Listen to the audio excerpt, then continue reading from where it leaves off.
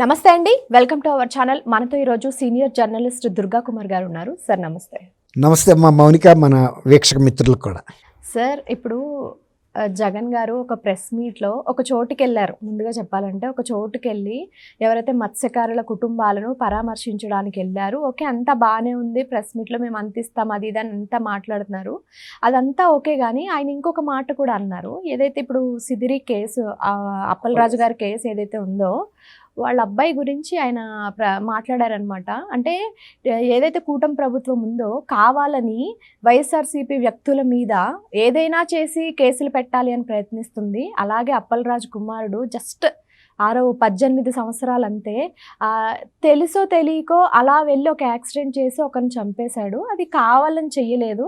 So 18 సంవత్సరాలు ఉన్న అతన్ని ఎలా మీరు మర్డర్ కేసు పెడతారు, ఎలా జైలుకి పంపిస్తారని చెప్పి ఆయన క్వశ్చన్ చేస్తున్నారు. అంటే ఇప్పుడు దీన్ని నెటిజన్స్ ఏమంటున్నారంటే, ఓకే 18 ఏళ్ళ వరకు ఉన్న వాళ్ళందరూ కూడా ఎన్ని మర్డర్స్ అన్నా చేసేయచ్చు, జస్ట్ క్యాజువల్గా అయిపోయింది, ఏదో తెలియక అయిపోయింది అని చెప్పేసి మేము బయటకు వచ్చేయాలా అని చెప్పి మాట్లాడుతున్నారు. సార్, ఆయన వ్యాఖ్యల్ని అసలు ఎలా తీసుకోవాలంటారు? ఇప్పుడు మామూలుగానే జనాలు ఇన్ఫ్లుయెన్స్ అయిపోతారు, అలాంటిది ఇప్పుడు 18 ఇయర్స్కి చిన్న పిల్లోడు ఏదో చేశాడు అంటే దీన్ని ప్రజలు ఎలా తీసుకోవాలంటారు అసలు? అంటే జగన్మోహన్ రెడ్డి గారికి ఒక అలవాటు ఉందమ్మా. ఆయన ఎవరినైనా సరే నేరస్తుల్ని ఆయన సమర్థిస్తూ మాట్లాడతాడు. వాళ్ళ ఇంట్లో వాళ్ళ బాబాయ్ వివేకానంద రెడ్డి గారి హత్య కేసులో వాళ్ళ తమ్ముడు, ఆయన ఎంపీ రెండోసారో మూడోసారో అవినాష్ రెడ్డి, ఆయన మా కుటుంబంలో కల్లా అతి చిన్న పసిబాలుడు, అతని మీద ఈ కేసు పెట్టారని కూడా బాధపడ్డాడు ఆయన. అట్లాగే మాచర్ల ఎమ్మెల్యే ఈవీఎంలు ఓటింగ్ మెషిన్స్ని పగలగొడితే ఆయన చాలా మంచివాడు, సౌమ్యుడు, స్నేహశీలి, ఇట్లాంటివన్నీ. ఆయన ఎంత నేరాలు చేస్తే అంత సమర్థిస్తాడు, ప్రతి వాళ్ళని ఒక పసిబిడ్డలాగా చూస్తాడు. ఆయన కూడా ఎంతో చిన్నపిల్లవాడు, నాకేం తెలియదు, నేను ఎలాంటి అవినీతి అక్రమాలు చేయలేదు, నన్ను అభినందించాల్సింది పోయి నన్ను విమర్శిస్తున్నారు, నన్ను సన్మానించాల్సింది పోయి అని కూడా మాట్లాడాడు. ఆయన చేసినంత అవినీతి దేశంలో ఏ ముఖ్యమంత్రి ఇంతవరకు చేయలే. మనకన్నా పెద్ద రాష్ట్రాలైన ఉత్తరప్రదేశ్, ఆంధ్రప్రదేశ్, ఉమ్మడి ఆంధ్రప్రదేశ్ కన్నా కూడా డబల్ పెద్దది. అంటే ఇక్కడ 42 లోక్సభ స్థానాలు ఉంటే అక్కడ 84 లోక్సభ స్థానాలు ఉన్నాయి. వైశాల్యంలో కానీ, జిల్లాల వారీగా కానీ, జనాభా కానీ, ఆదాయంలో కానీ అంత డబల్ పెద్ద రాష్ట్రం అయినా కూడా అక్కడ ముఖ్యమంత్రులు ఎప్పుడు కూడా జగన్మోహన్ రెడ్డి ఆనాడు క్విడ్ ప్రోకోలో సంపాదించిన దాంట్లో 10వ వంతు కూడా సంపాదించాల.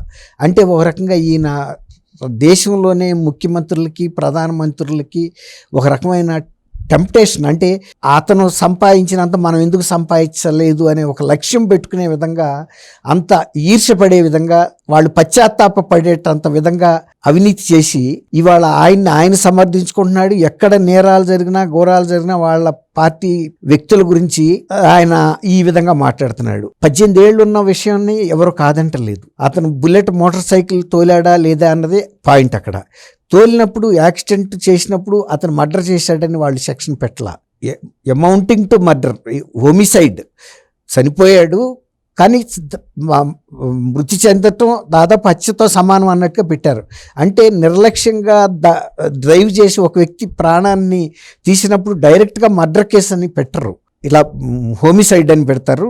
అమౌంటింగ్ టు మర్డర్ అనేది భారత బిఎస్ఎన్, భారత న్యాయ సంహిత, బిఎన్ఎస్, ఇదివరకు ఐపీసీ ఉండేది, ఇప్పుడు బిఎన్ఎస్ సెక్షన్ కింద పెట్టారు తప్ప మర్డర్ కేసు పెట్టలే ఇప్పుడు. అట్లాంటిది ఆయన మర్డర్ కేసు అని ప్రజల్ని తప్పుదావ పట్టిస్తాం. అసలు ప్రమాదం జరగటం పెద్ద విషయం కాదు. ఎవరిపైనా కూడా తోలినప్పుడు ఇలాంటి నిర్లక్ష్యంగా తోలటమో ఇంకోటో జరుగుతాయి.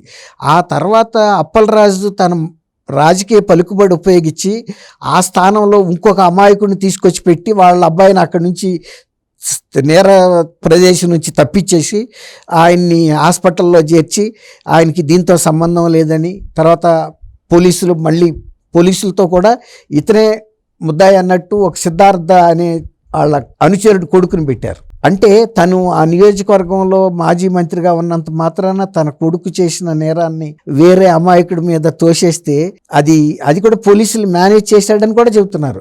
ఇప్పుడు ఇది కాశీబుగ్గ పోలీసులు మెడకు కూడా చుట్టుకుంది. ఉన్నతాధికారులు కూడా మీరు ఒక వ్యక్తి వచ్చి నేనే చేశాను యాక్సిడెంట్ అనగానే పూర్వాపరాలు విచారించాలి పోలీసులు. ఒక్కోసారి కొంతమంది వ్యక్తులు ఒక మర్డర్ చేసేస్తారు ఒక వ్యక్తిని. చేసిన తర్వాత వాళ్ళు పక్కకు తప్పుకుని ఎవడో ఒక అమాయకుడిని అనామకుడిని తీసుకొచ్చి ఇదిగో ఇతనే సినిమాల్లో లాగా పెడతారు. పెడితే పోలీసులు కళ్ళు మూసుకుని రాసేయటమేనా? ఆడికి అసలు మర్డర్ చేసే కెపాసిటీ ఉందా? అసలు మర్డర్ జరిగిన వ్యక్తికి వీడికి ఏమన్నా శత్రుత్వం ఉందా? వాడెవరు, వీడెవరు, అసలు వీడు ఎక్కడి నుంచి వచ్చాడు, ఇవన్నీ కూడా చూడాలి కదా, సాక్ష్యాలు ఎవరన్నా అడగాలి కదా. కాబట్టి పూర్వాపరాలు తెలుసుకోకుండా ఆ మోటార్ సైకిల్ 500 మీటర్లకు ముందు పెట్రోల్ పోయించుకున్నాడు అతను. పెట్రోల్ పంపులో పెట్రోల్ పోయించుకున్నది రికార్డ్ అయింది. తర్వాత అక్కడ అతన్ని సీన్లోంచి తప్పించడం ఇవన్నీ కూడా రికార్డ్ అయ్యి కనబడుతున్నాయి. ఆ తర్వాత అతను యాక్సిడెంట్ చేసి పారిపోయి వేరే ప్రదేశం నుంచి ఫోన్ చేస్తే అప్పలరాజు వేరే మనుషులను పంపి అక్కడికి ఆ బాధిత కుటుంబానికి 8.5 లక్షలు ఇస్తాం, మీరు పోలీస్ కంప్లైంట్ కూడా చేయొద్దని చెప్పారు. ఒక రోడ్డు ప్రమాదాన్ని పోలీస్ కంప్లైంట్ చేయకుండా పోలీసులు స్పందించకుండా ఎలా ఉంటారు? 8.5 లక్షలు ఇచ్చాడా? మళ్ళీ అక్కడ మోసమే. 1.5 లక్షలు ఇచ్చి 7 లక్షలు ఇవ్వలేదు.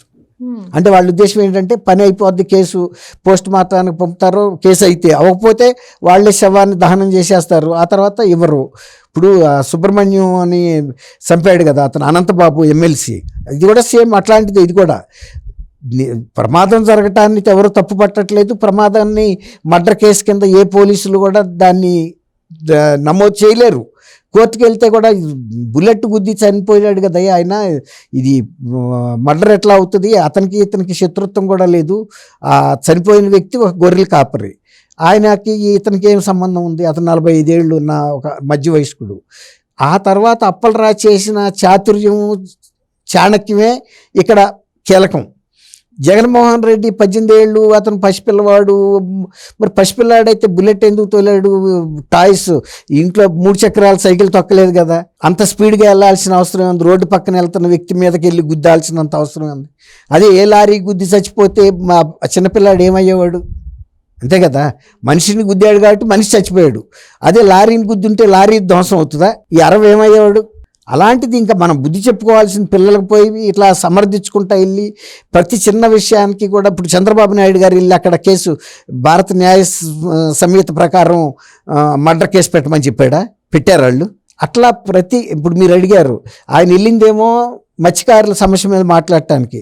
అది మాట్లాడేటప్పుడు అసలు ఇది ప్రస్తావన చేయాల్సిన అవసరం కూడా లేదు అక్కడ. ఎందుకు? ఇప్పుడు అనేక ప్రమాదాలు జరుగుతాయి. మాజీ మంత్రి కొడుకు అవ్వచ్చు, లేకపోతే మాజీ ముఖ్యమంత్రి కొడుకు అవ్వచ్చు, ఒక ఐపీఎస్ ఆఫీసర్ కొడుకులు కూడా అవుతాయి, ఎవరికైనా అవుతాయి ప్రమాదాలు. అది అక్కడ దాన్ని రాజకీయం చేయటం కోసం వెళ్ళిన 10 మంది ఎవరన్నా తన మీటింగ్కి, అంటే ప్రతి వాళ్ళని డబ్బులు చేసి తెచ్చుకుంటున్నాడు కదా, ఆ మీటింగ్కి వచ్చిన వాళ్ళ ముందు ఇచ్చేస్తే అదేదో ప్రచారంలో పెట్టినట్టు అవుద్దని, ప్రసాద సాధనాల ద్వారా ఏదో వైఎస్ఆర్సీపీల మీద అక్రమ కేసులు పెడుతున్నట్టు ప్రచారం చేసుకోవటానికి. ఎవరన్నా ప్రజలు నమ్ముతారా? సమర్థిస్తారా అప్పలరాజు చేసిన పని? ఆ నియోజకవర్గ ప్రజలు కానీ, ఆ జిల్లా ప్రజలు కానీ, ఆ రాష్ట్ర ప్రజలు కానీ, నీకు మంత్రి పదవి లేకపోతే గతంలో నువ్వు మంత్రిగా ఉన్నానన్న రాజకీయ పలుకుబడి ఉపయోగించి ఒక అమాయకుడిని బలి ఇవ్వటానికి సిద్ధపడ్డారు, సిద్ధార్థ అనే అబ్బాయిని. అది పోలీసులు దాని మీద మళ్ళీ రీవిచారణ చేసి అతను కూడా ఒక ముద్ద అయ్యాడు. ఎందుకంటే చెయ్యని నేరాన్ని మీద వేసుకుని కదా. ఇట్లా అప్పుడు 3వ స్థానంలో అప్పలరాజు కూడా నిలబడ్డాడు. ఈ కేసుని అన్ని విధాలు అతన్ని అక్కడి నుంచి తప్పించడం, తర్వాత దాయటం, అతన్ని తీసుకెళ్ళి తర్వాత అతన్ని హాస్పిటల్లో చేర్చి ఏదో అడావిడి చేసి ఒక ఏసీ రూమ్లో పెట్టించారు. సినిమా సేమ్ బాగా చెప్పాము, సేమ్ సినిమాలో ఎట్లాంటివి ఉంటాయో ఇవి చూసే సినిమాలో రైటర్స్ రాస్తున్నారు. ఈ రకంగా శ్రీధర్ అప్పలరాజు ఒక చిన్న అంశంలో తన కొడుకు అయితే అయింది, చట్టం తన పని తను చేసుకెళ్తుంది. యాక్సిడెంట్లు జరిగినప్పుడు ఏ సెక్షన్లు పెడతారో అదే సెక్షన్లు పెడతారు. అది కోర్టులో కూడా మర్డర్ కేసు కింద అయితే వేయరు శిక్ష. ఎందుకంటే ఆ చనిపోయిన వ్యక్తికి ఇతనికి ఏమీ కక్షలు లేవు, కార్పణ్యాలు లేవు, ప్రమాదమే జరిగింది. వాళ్ళు కూడా అది ప్రమాదం అనే రాశారు. కాబట్టి అధికారం ఉంది కదా అని వేరే వాళ్ళని బలి చేసి కొడుకుని తప్పించడానికి శ్రీధర్ అప్పలరాజు చేసిన ప్రతి ప్రయత్నము న్యాయ సంహిత ప్రకారం, భారత న్యాయ సంహిత ప్రకారం ఒక 6-7 సెక్షన్లు బుక్ అయినాయి అతని మీద. సార్, ఇప్పుడు ఈ శ్రీధర్ అప్పలరాజు ప్లేస్లో కనుక కూటమి ప్రభుత్వంలో ఎవరైనా ఒక వ్యక్తి అయ్యుంటే సీన్ ఎలా ఉండేది సార్ అసలు? అవును, వాళ్ళు కావాలని చేసేవాడు అనేవాడు. వాళ్ళు మోటార్ సైకిళ్లతో కూడా మర్డర్లు చేస్తున్నారని కూడా చెప్పేవాడు ఆయనే. ఉద్దేశపూర్వకంగా కత్తితో పొడిస్తే కేసు అవుతుందని మోటార్ సైకిళ్లతో చంపారు. ఇక్కడేమో మోటార్ సైకిల్ లేదు, అటు తగిలితే చచ్చిపోతే ఒక చిన్న పిల్లాడు అన్నట్టుగా చెబుతున్నాడు. అంటే సాక్ష్యాలను తారుమారు చేసినా కనిపించట్లేదు ఆయనకి. అదే అన్న, మొత్తం కేసే తారుమారు చేశాడు. ఇప్పుడు కాశీబొగ్గ పోలీసుల పాత్ర మీద కూడా ఉన్నతాధికారులు మళ్ళీ విచారణ జరిపిస్తున్నారు. వాళ్ళు సస్పెండ్ అవుతారు, ఎందుకంటే వాళ్ళకి తెలియకుండా జరగలేదు. అసలు పోలీసులు ఎప్పుడైనా సరే ఒక కేసు పూర్వపరాలు విచారించకుండా కేసు పెట్టరు. అది అంత పబ్లిక్లో జరిగింది, పలానాళ్ళ అబ్బాయి అని తెలిసినా కూడా అది తప్పిస్తానికి చేసిన పోలీసు అధికారులు ఇప్పుడు మూల్యం చెల్లించుకోవాల్సిన పరిస్థితి వచ్చింది. సీదిరి అప్పలరాజు చేసిన చాణక్యంతో పోలీసులు మెడకు చుట్టుకుంది, వాళ్ళ కుటుంబాలు బలైనవి, వాళ్ళు రోడ్డున పడ్డారు. దీన్ని సమర్థించిన జగన్మోహన్ రెడ్డి లాంటి వ్యక్తిని కూడా ప్రజలు క్షమించరు. మళ్ళీ 29లో వేయాల్సిన శిక్ష కూడా 2029 ఎన్నికల్లో మళ్ళీ వేస్తారు. Okay, thank you sir. Thank you అమ్మా మౌనిక, మన వీక్షమిత్రులు.